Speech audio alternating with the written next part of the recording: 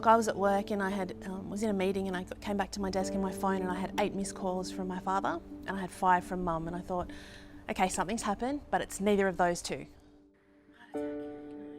In October 2016, Tamara Bellear Mayers learnt that her father, Sol, was only weeks away from a heart attack that would most likely kill him. A routine checkup by cardiologist Dr. Raj Puranik had found severe blockages on Sol's arteries that feed his heart.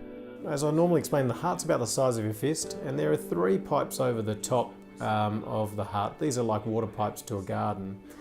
And we inject some iodine or some contrast in all 3 arteries, and we found in his case that all 3 arteries had very severe blockages. In fact, you could say that he was surviving on about 10% of the blood flow to the heart.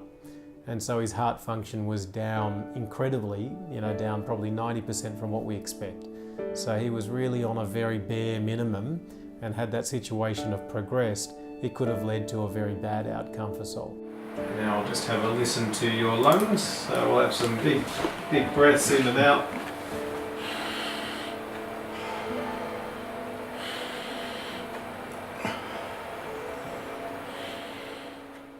Without urgent treatment, Sol's prospects were very grim.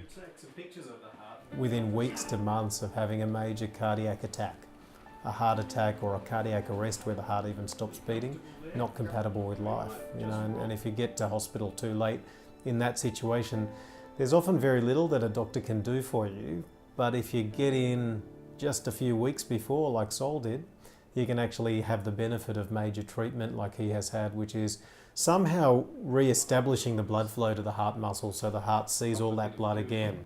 On the chest there. Yeah.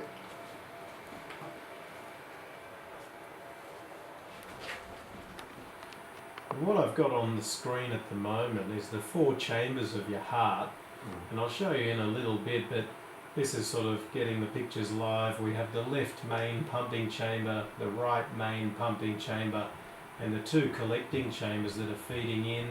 You can see the little valves that connect the collecting chambers to the pumping chambers. So I remember waking up 5:30 in the morning, couldn't sleep. My mum couldn't sleep, she lives next door. I couldn't sleep. I got up, I took my dog for a walk, and I was crying and crying and crying. And I remember just thinking, it's going to be okay, it's going to be okay. We were worried because the doctor had said, things can happen and we don't know what we're dealing with until we open him up. And then I remember I couldn't wait any longer and I said, let's just go to the hospital, So I think we went about 1 o'clock, 2 o'clock.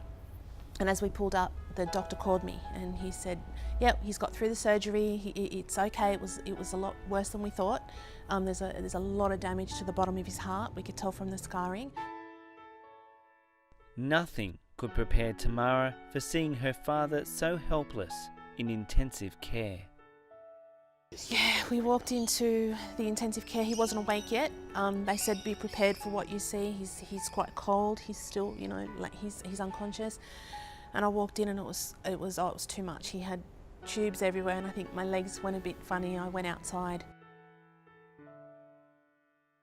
Sol remembers waking up after the operation and seeing his family by his bedside.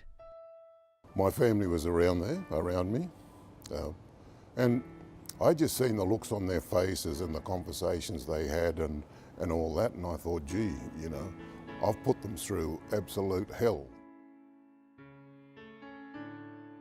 While recovering from surgery, Sol found an old photo from his rugby league days in the late 1970s. He was shocked to realise that of the 20 young men in the photo, all but 4 are now dead. Dr. Puranik says that Sol's situation is all too common amongst Aboriginal men. Look, we think it's widespread, and we've talked before about the gap that exists between the white Australian population and our Indigenous Aboriginal population, and we know that the gap, the difference in life expectancy, is totally driven by heart disease. And this is a preventable, diagnosable and very treatable condition, and we know that if we can get in early with interventions where we screen people, then this will make a very significant difference to a lot of people.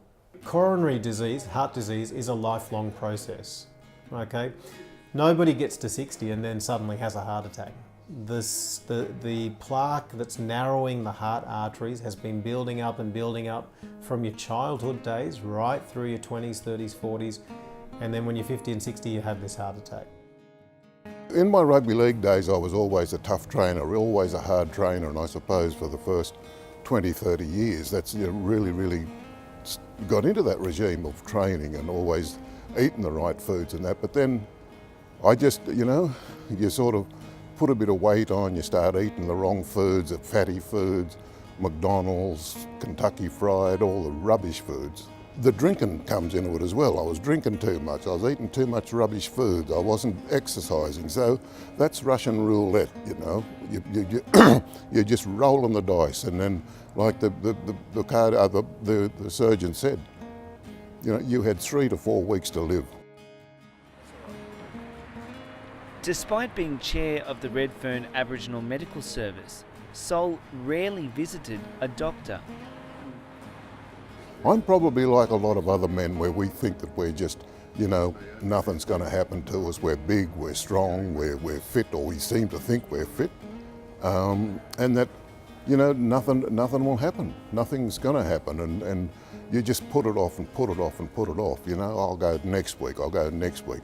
We never get round to doing it. And I always was saying to people, particularly men, about their heart, about diabetes, about their lifestyle. So I wasn't practicing what I preached to others, and that was wrong.